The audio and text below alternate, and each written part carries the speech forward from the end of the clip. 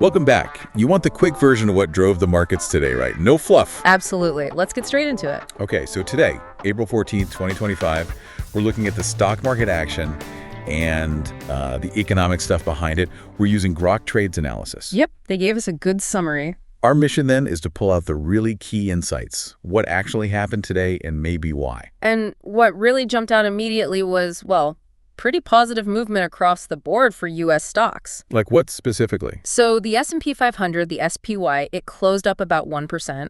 The Dow gained nearly 0.9%. Okay, solid gain. And the NASDAQ, QQQ, that was up 0.7%. But what's really interesting there is Apple. Oh yeah, what about Apple?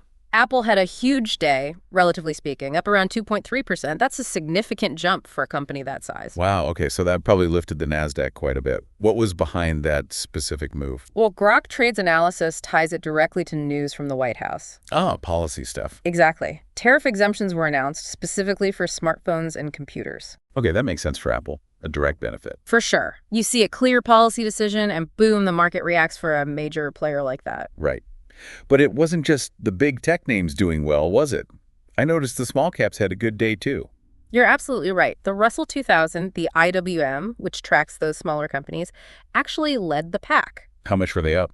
They finished up 1.2%, even stronger than the S&P or the Dow. So what does that tell us usually, when the little guys lead? Well, it can suggest that investors are feeling a bit more optimistic, willing to take on a bit more risk, maybe. Moving beyond just the established giants. Exactly. It can sometimes signal broadening confidence in the economy, but, we need to see if that actually holds up. One day doesn't make a trend. Fair enough.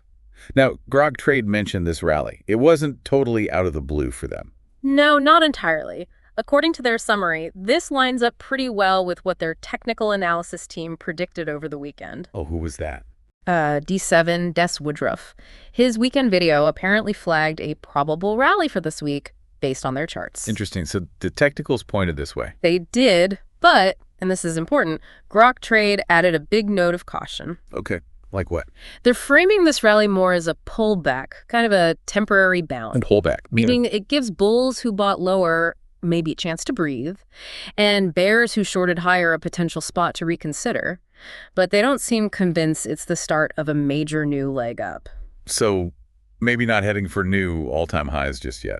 That seems to be their take. They think new highs are unlikely in the very near term. So it's a tricky spot for traders. You need to watch closely. Right. The underlying strength is still a question mark. Okay, so zooming out from the market itself, what about the bigger economic picture? We mentioned the tariffs. What else is moving the needle? Yeah, several things Grok Trade highlighted. There's some key data coming up. Like what? U.S. retail sales figures. That's always a big one for consumer health. And then Fed Chair Jerome Powell is speaking on Wednesday. Everyone will be hanging on his every word about rate cuts, I bet. Absolutely. Any hint about the path for interest rates will be huge. Also, look at the 10-year Treasury yield. What's happening there? It dipped a bit today, down to around 4.421%. Lower yields can sometimes mean the market expects slower growth or maybe lower inflation down the road. Which ties into the Fed's thinking, potentially. Precisely. And remember, last month's inflation numbers were a bit cooler, came in at 2.4% annually. So there's this background of maybe cautious optimism. Okay, makes sense. What about other assets like crypto, Bitcoin? Bitcoin actually had a decent day, too, up about 1.3%. Holding steady. Even better, according to the analysis, it's holding above a resistance trend line they were tracking. That's generally seen as a bullish sign. Suggesting more confidence in riskier assets, maybe. Could be. It often moves with broader risk appetite. Then you have precious metals, kind of a mixed bag. Oh. Gold, GLD, was down slightly, about 0.57%. But silver, SLV, was actually up a bit, 0.6%. Huh. So not moving together there. No, sometimes they diverge based on different industrial versus safe haven demands. Interesting to watch. And Grok Trade also mentioned their own mentorship program in the summary. Yeah, just briefly, they described it as offering things like coaching, specific strategies based on technicals, risk management, that kind of thing. So part of how they help traders navigate all this complexity we're talking about. Seems like it. Presented as part of their overall market intelligence offering. Okay, so let's wrap this up. Key takeaways for today, April 14th. A positive day overall for U.S. stocks. Yep, definitely green across the major indices. Tech got a specific boost from those tariff exemptions, especially Apple.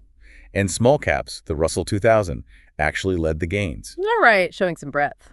But there's that caution from Grok Trade. This might just be a temporary bounce. Not necessarily a sign we're off to the races for new highs immediately. Mm. Eyes peeled on upcoming retail sales and what Powell says Wednesday. Those will be crucial signals for direction. Yeah. Definitely. So for everyone listening, maybe think about how these short-term things, a policy tweak here, an economic number there, fit into your bigger picture view. Exactly.